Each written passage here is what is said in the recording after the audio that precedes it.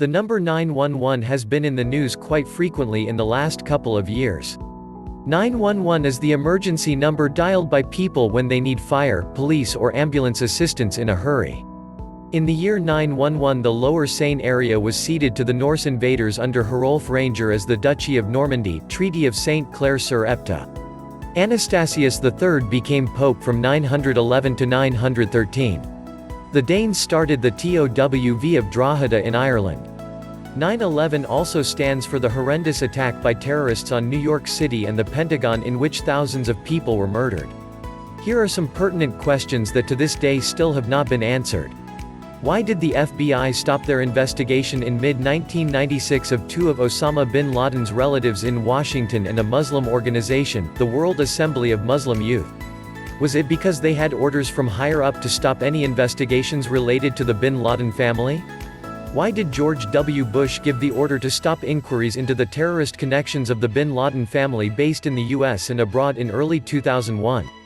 Why did the US government allow all the bin Laden family members to fly out of the US while all other air traffic was grounded? Was it because the bin Laden family has been funding the Bush family politically for a long time? Why did none of the 19 hijackers appear on the passenger lists involved in the 4 hijacked planes? Can you explain why none of the indestructible black boxes have been found at any of the crash centers? When was the last time George H.W. Bush traveled to the Middle East on behalf of the privately owned Carlyle Group, one of the largest defense contractors in the U.S., and what was the purpose of that meeting? If we knew that there was a terrorist attack going on, which we did, and we suddenly have 2 trade towers in New York being obviously hit by terrorist activity, and we also knew of commercial airliners changing course from Boston to Los Angeles, then where was the response of the defense establishment once we saw the diversion of the aircraft headed west from Dulles turning around 180 degrees and, likewise, in the aircraft taking off from Newark and, in flight, turning 180 degrees? Answer. Commenting from CNN on the timeline, 9:03 is the correct time that the United Airlines flight crashed into the South Tower of the World Trade Center. 9:43 is the time that American Airlines Flight 77 crashed into the Pentagon.